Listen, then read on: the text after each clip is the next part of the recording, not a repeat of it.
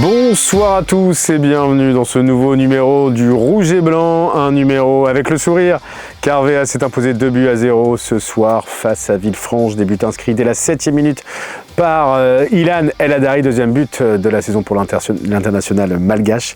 Et puis à la 36e minute, c'est Gaëtan Courtet qui a enfin débloqué son compteur, le capitaine valenciennois, qui a marqué son premier but de la saison, donné de l'air au VAFC, qui a géré ensuite en deuxième période. VA qui a eu un peu peur en première mi-temps, puisque à 1-0, eh bien, Villefranche a touché la barre transversale et Jean Louchet a dû s'employer. Mais le deuxième but de Courtet a mis à l'abri les hommes de Stéphane Moulin, qui ont donc plutôt géré en deuxième période pour aller chercher ce succès. Ce deuxième succès en 3 matchs et surtout VA enchaîne un 3e match de rang sans prendre de but. VA qui vient de prendre 7 points sur 9 possibles. Bref, la montée en puissance se poursuit pour les Valenciennois. Les sourires sont de rigueur et la satisfaction est bien là du côté de l'entraîneur Stéphane Moulin qu'on écoute tout de suite. Avec Stéphane Moulin, l'entraîneur du VFC. Bonsoir Stéphane. Bonsoir. Je suppose que la satisfaction est au rendez-vous avec cette victoire de 2-0 face à Villefranche. Quelle est ton analyse de cette rencontre ? Moi, j'ai beaucoup aimé notre entame de match. J'avais beaucoup insisté là-dessus avant la rencontre. Parce que c'est une équipe qui, si le score reste en l'état, se raccroche justement à ce qu'elle sait bien faire, c'est-à-dire bien défendre et contrer. Donc très heureux de l'entame, très heureux de la première mi-temps, où on a eu des occasions, on a marqué 2 buts, leur gardien fait quelques arrêts décisifs aussi. Voilà, on a concédé 2 occasions, dont une frappe sur la barre. Mais bon, les autres ont le droit d'être bons aussi, de temps en temps. Et puis la deuxième mi-temps, un peu plus... Elle me laisse un petit peu un goût d'inachevé parce que... Alors, je vais dire que je suis un peu responsable parce que je leur ai dit à la mi-temps, il y a 2 options. Soit il y a un 3e but et il faut que ce soit nous qui le marquions, soit il ne faut pas qu'il y ait de but. Comme ça, on a gagné le match. Donc je pense qu'ils ont retenu un peu plus cette phrase et je ne peux pas leur en vouloir parce que quand on a quelque chose qu'on a construit comme on l'a fait en première mi-temps, on a peur de le perdre. Donc on s'est un peu raccroché à cet avantage, mais là-dessus on doit travailler parce que je trouve que là on s'en remet un petit peu trop à notre adversaire et qu'on a les possibilités, les capacités, on l'a montré en première mi-temps, de continuer à faire mal à l'adversaire. Même si on peut être un peu plus concentré sur l'aspect défensif, il ne faut quand même pas oublier que le football est fait pour marquer des buts et quand on en a l'opportunité, il faut pas s'en priver. Mais encore une fois, c'est un travail qu'on doit faire pour pouvoir évidemment mieux gérer cet avantage. J'ai eu le sentiment un petit peu qu'on a joué petit bras, de peur de se découvrir. Voilà, si on avait été à 0-0, je suis convaincu que la deuxième mi-temps n'aurait pas été du même tonneau. Mais bon, voilà, on est aussi qu'à la 8e journée. C'est la première fois qu'on mène 2-0. Donc c'est aussi un avantage. C'est la première fois qu'on fait 3 matchs sans prendre de but. Ouais, donc ça, c'est quand même intéressant aussi. Donc je vais dire qu'on est dans la continuité. J'avais dit aux garçons, il y a 2 possibilités, soit on confirme notre redressement, soit on retourne dans la galère. Donc le message était bien reçu, bien entendu, et je suis vraiment fier d'eux aujourd'hui parce que faut pas oublier que quand on est sorti de 3 défaites d'affilée, je pense que, et c'est la vie, il y a beaucoup de pessimistes dans la vie, et que tout le monde nous voyait très très mal embarqués, ce que je peux comprendre. Mais bon, un championnat, je l'ai dit, c'est pas 6, 7 ou 8 matchs, c'est 32. Alors le redressement continue, tu l'as dit, 7 points sur 9, mais un arrêt forcé dû à ce championnat, c'est-à-dire où vous serez exempt la semaine prochaine. Est-ce que c'est embêtant dans cette montée en puissance Non, pour moi ça ne change rien. Aujourd'hui on sait ce qu'on a, on sait ce qu'on veut. Et on sait aussi comment il faut faire pour continuer. Maintenant, je pense que ça y est, on a trouvé quelque chose qui se répète. Ça fait 3 matchs, donc c'est pas rien.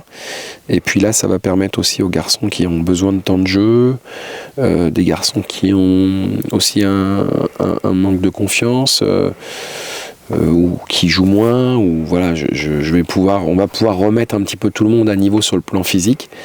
Et c'est aussi bien de voir ce soir la rentrée de Samir Belloumou et puis de Marc Sincho, ces 2 garçons qui viennent de faire leurs premières minutes seulement, la 8e journée, c'est pas rien quand même. Donc on va pouvoir remettre tout le monde à niveau et puis redémarrer avec cette fois-ci un effectif qui sera totalement différent de celui de la première journée, par exemple. Hein, quand je regarde les 16 noms que j'avais à Châteauroux et les 16 noms que j'avais ce soir, je pense qu'il y avait pas loin de la moitié des joueurs qui n'étaient pas là. Donc c'est important. Et puis après, on aura un deuxième quart de championnat jusqu'à Noël, entrecoupé de matchs de Coupe de France, où ce sera à moi de bien gérer l'effectif, de faire en sorte que l'équilibre trouvé continue, mais pas forcément toujours avec les mêmes, parce que c'est aussi ça. Hein, c'est-à-dire que tu vas donner du temps de jeu et faire jouer à plein la concurrence. Exactement, je pense que c'est positif, et en plus, ce que je dis, je félicite toujours les joueurs, les rentrées sont bonnes. Donc ça veut dire que les garçons qui sont sur le banc au départ ont un esprit très collectif. Et je trouve qu'on voit souvent la valeur mentale d'un groupe au travers ses remplaçants. Très souvent, ça veut dire quelque chose. Et là-dessus, je suis satisfait parce que à chaque match, les rentrées sont bonnes. Donc, ça veut dire que les gars qui sont déçus d'être remplaçants, ils sont déçus avant, ils sont déçus après, mais ils ne sont pas déçus pendant. Donc ça, c'est bien. Merci beaucoup Stéphane, encore bravo. Merci. Oui, un succès qui fait du bien et qui a permis, il en parlait Stéphane Moulin, de donner enfin du temps de jeu à des joueurs qui n'avaient pas encore joué cette saison sous le maillot valenciennois, notamment Samir Belloumou qui est entré en fin de match et a enfin pu fouler la pelouse du stade du Hainaut. On l'écoute tout de suite à notre micro. Avec un homme heureux, Samir Belloumou, bonsoir. Bonsoir. Samir, tu as joué enfin, j'ai envie de dire, tes premières minutes ce soir sous le maillot du VFC. C'est quoi? C'est du soulagement, de la satisfaction et voilà, la fin d'un long tunnel? Oui, exactement, un soulagement. Un moment que j'attendais depuis un bon moment. Jouer dans ce fameux stade. Donc voilà, bien sûr, soulagement et la fierté. Comment tu te sens aujourd'hui? Très bien. Je pense que voilà, mon arrivée s'est fait un peu précipitée. Donc je pense que les choses ont été faites un peu mal, même de mon côté ou des deux côtés. Je pense qu'il y en a un peu pour tout le monde. Et voilà, après on a su prendre le temps pour pouvoir bien revenir et pouvoir faire la saison pleine, en tout cas ce que j'espère. Est-ce qu'on doute à un moment quand cette reprise, parce que tu es arrivé, tu t'es blessé, tu as repris et tu t'es reblessé si c'est exactement ça, ouais, ça. Après, il y a un contexte, moi c'est un gros changement pour moi. Là j'ai une famille aussi qui devait venir aussi d'après moi, donc il y a beaucoup de choses qui ont changé pour moi, donc je pense que ça y fait aussi. Et tout ce bouleversement, ça a été beaucoup, et je pense qu'après, une fois que j'ai eu ma stabilité, c'est rentré dans l'ordre, et la preuve pour mon corps aussi, c'est rentré dans l'ordre, donc pour le moment, en tout cas, tout va bien. Tu reviens au bon moment, l'équipe vient d'enchaîner 3 matchs d'affilée sans prendre de but, sans perdre.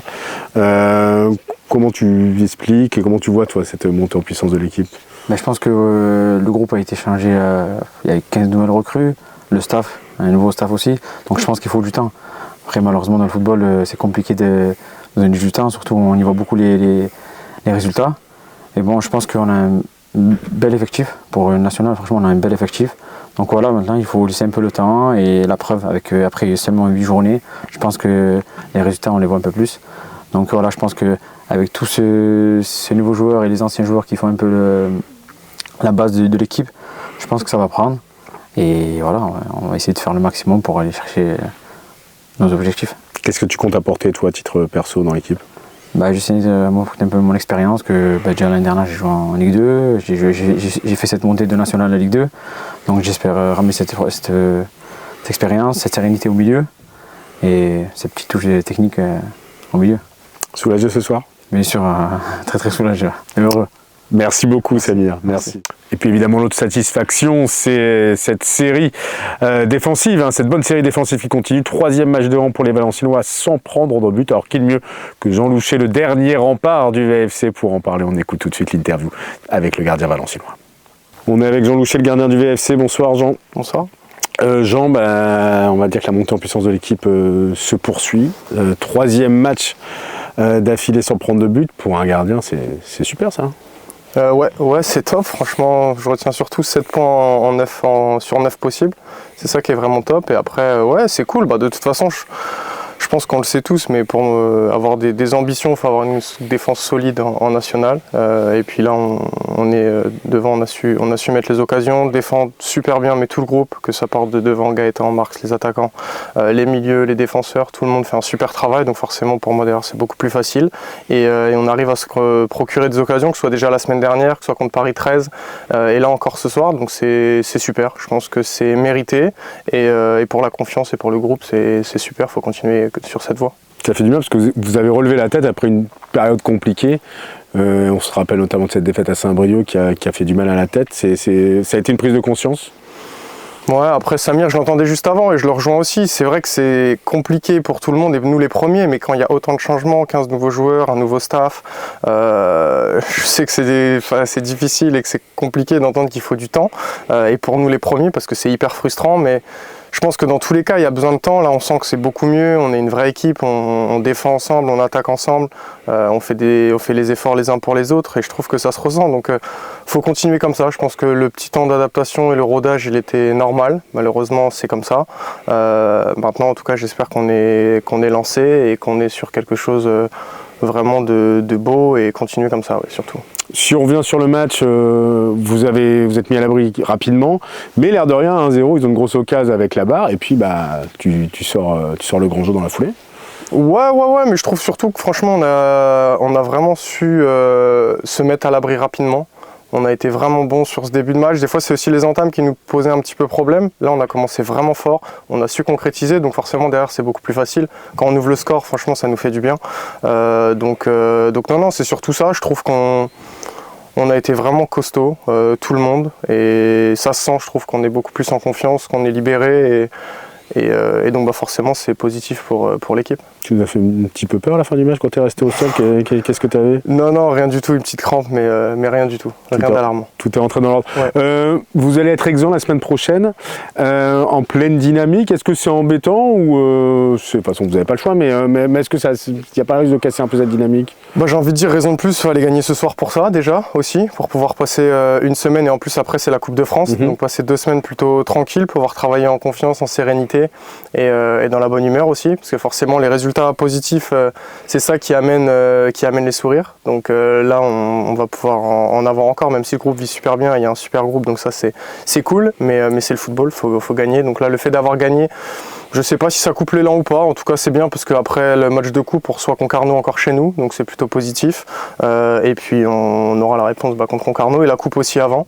Je pense surtout que non, ça devait être comme ça, ce sera comme ça, on a pris les points là qu'il fallait et c'est comme ça. Tu parlais du groupe, tu disais que le groupe vit bien.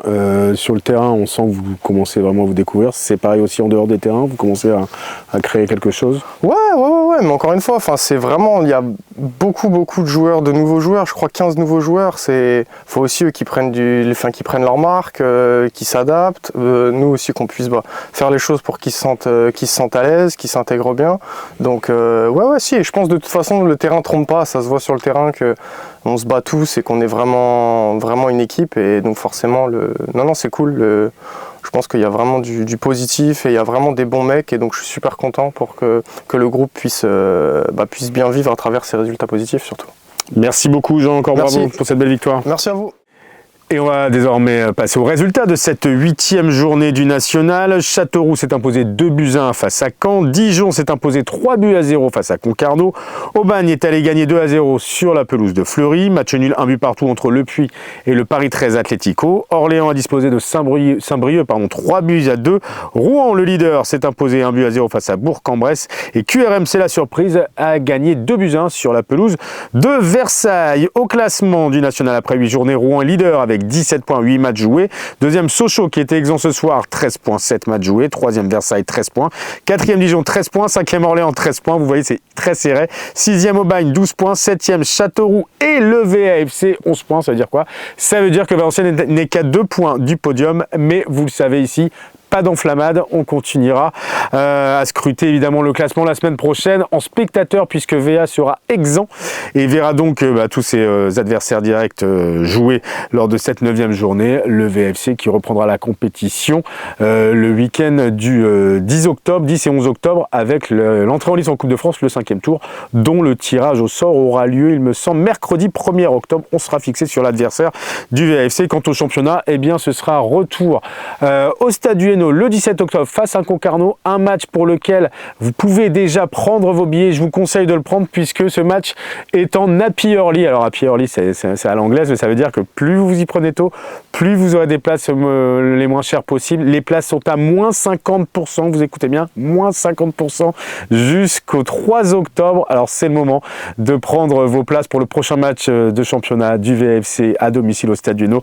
Vendredi 17 octobre face à Concarneau jusqu'au 3 octobre. Toutes les places dans toutes les tribunes hors VIP sont à moins 50%, une occasion idéale pour venir supporter nos Rouges et Blancs. On se retrouve donc le 17 octobre pour un nouveau numéro du Rouge et Blanc. Ce sera dans 3 semaines. D'ici là, évidemment, on continue de suivre avec attention la saison du VFC. On croise les doigts pour que la montée en puissance se continue. Et on se dit à très bientôt. Excellente soirée à tous. Bon week-end à tous et à toutes. Et bien sûr, allez VA!